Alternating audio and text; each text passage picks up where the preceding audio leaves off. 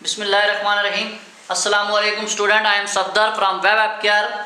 आज के इस वीडियो के अंदर हम ये देखने वाले हैं कि कैसे यूज़र से मल्टीपल वैल्यूज़ ले सकते हैं। जैसे कि प्रीवियस लेक्चर के अंदर हमने बोर्ड के ऊपर एक प्रोग्राम बनाया था जिसमें यूज़र से हमने इनपुट लिया था।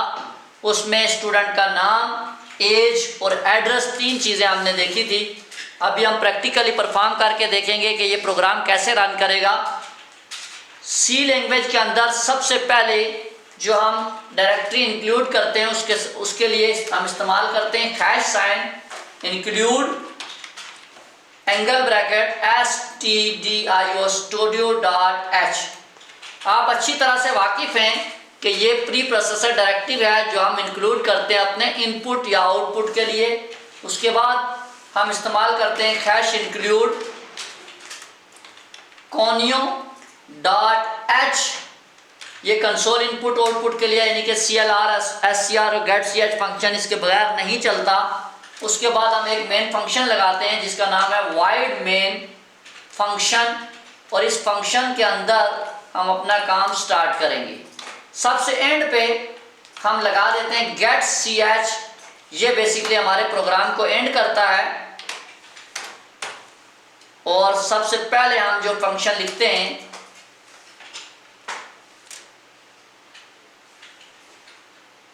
उसको हम कहते हैं CLR,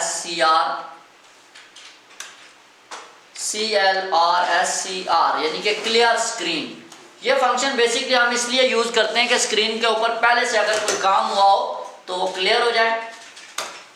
अच्छा जी, यहाँ पे मैं क्या करता हूँ, थोड़ा सा आगे कर देते हैं इसको टैब की मदद से ताकि आपको वाज़ेह नज़र आए।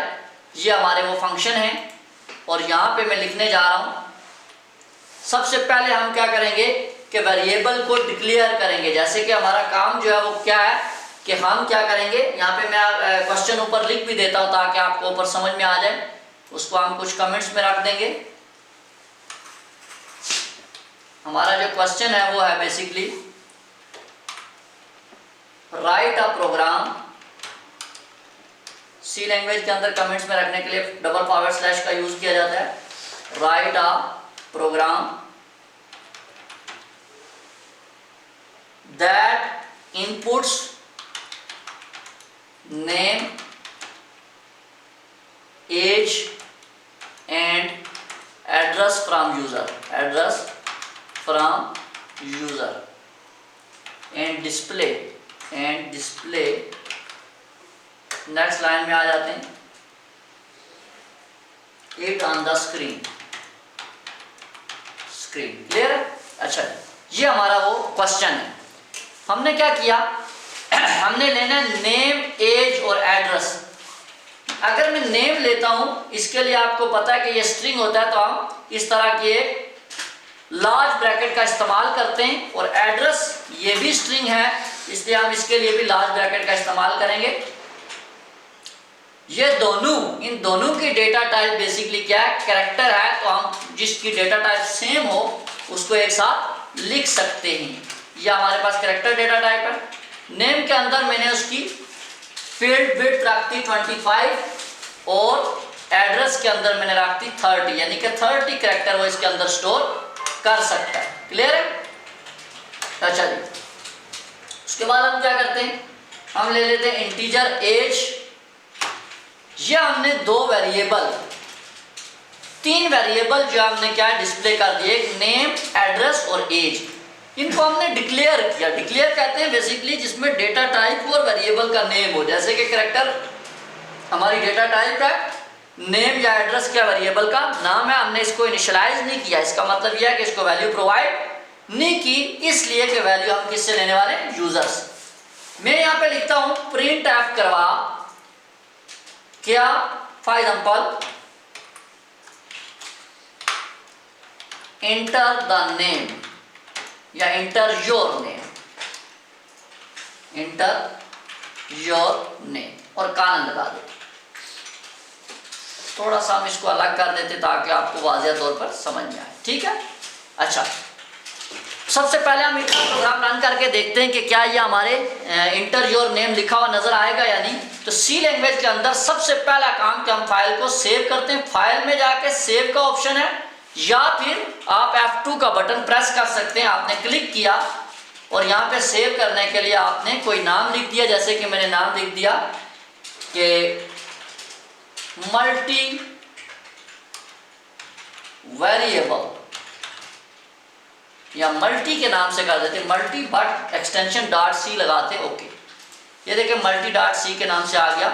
सेव करने के बाद हम कंपाइल करते हैं। कंपाइल के लिए शॉर्ट कमांड होती है अल्टर F9। देखिए कोई भी एरर हमारे पास मौजूद नहीं है। फिर हम चलाएंगे इसको कंट्रोल F9 के साथ। सॉरी, मेरा एक एरर मौजूद है, अनडिफाइंड सिंपल प्रिंटफ, PTINT लिखा हुआ है। इसका मतलब है कि हमने यहाँ पे गलती की है, PRINT प्रिंटफ नहीं लिखा। मैं अब सेव करता हूँ कंट्रोल S, अल्टर F9 चलाता हूँ, हमारे पास एरर मौजूद नहीं है। अब हम कंट्रोल F9 जब चलाएंगे तो ये हमारे पास लिखा हुआ आ गया एंटर योर नेम। बट यहाँ पे कुछ लिखने नहीं देता। जैसे मैं कुछ कीबोर्ड से लिखता हूँ दोबारा अपनी स्क्रीन पे लेके आ जाता है। क्यों? इसलिए कि यूजर से इनपुट लेने के लिए हम फंक्शन यूज करते हैं scanf का। जब मैंने scanf लिखा तो जो नाम है, ये देखें नेम, इसकी डेटा टाइप क्या कैरेक्टर है। तो कैरेक्टर के लिए हम %c का फॉर्मेट स्पेसिफायर यूज करते हैं, बट यहाँ पे हम %s लगाएंगे। क्यों? क्योंकि ये नेम स्ट्रिंग बन चुका है। हमें कैसे पता चली ये बात कि ये देखें नेम के आगे 2 लार्ज ब्रैकेट, इससे हमें पता चला कि ये स्ट्रिंग बन चुका है। कॉमा एड्रेस, इस साइन को हम कहते हैं एड्रेस साइन, नेम, यानी कि आपने जो डेटा देना है वो किस में जाके स्टोर होगा, नेम में स्टोर होगा। मैंने कंट्रोल S का, अल्टर F9 का, एरर मौजूद नहीं है। अब मैंने कंट्रोल F9 का, तो यहाँ पे मैं नाम लिख सकता हूँ। पहले ये मुझे नाम लिखने नहीं दे रहा। अब मैंने क्या किया, नेम के बाद मैं चाहता हूं कि यूजर से मैं क्या ले लूं, एज ले लूं। मैंने कहा प्रिंट एफ करवा inter your as, inter your as colon. और इसी तरह हम स्कैन एफ के साथ देखते हैं, स्कैन एफ करवा, यहां पे हमने लिख दिया एज के लिए। एज बेसिकली हमारे पास इंटीजर है, तो इंटीजर के लिए हम लगाएंगे %d, कामा एड्रेस के साथ हम लिख देंगे एज। सेव करते हैं, थोड़ा सा इसको नीचे कर देते हैं ताकि आपको वाज़ेह नजर आए।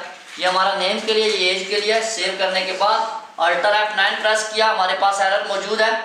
क्या एरर है जी हमारे पास? कह रहा है स्कैन एफ के अंदर मल्टीडायल स्टेटमेंट मिसिंग, कह रहा है यहाँ पे कोई स्टेटमेंट मिसिंग है।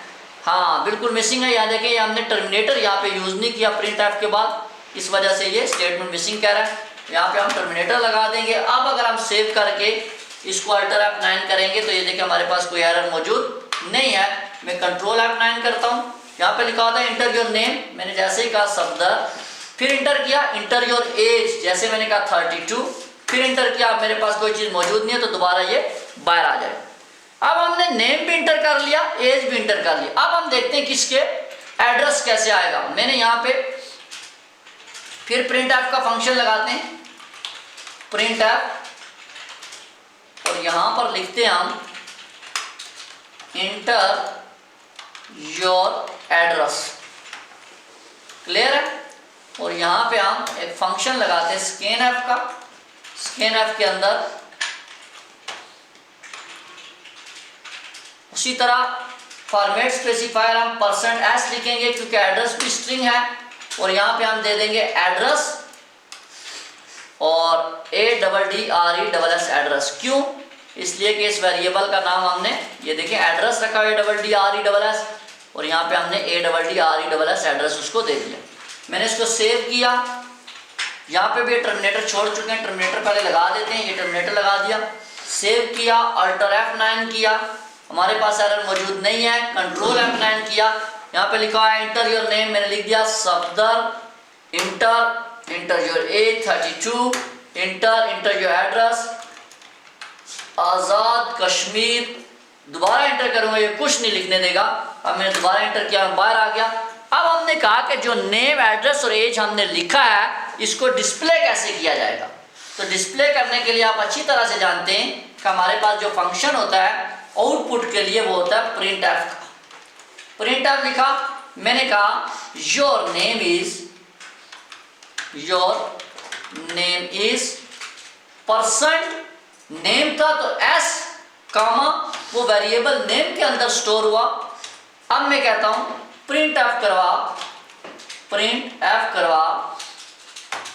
यहां पे हम लिखते हैं योर एज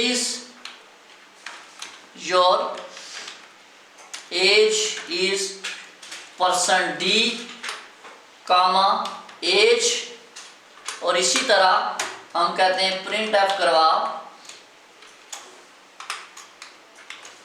योर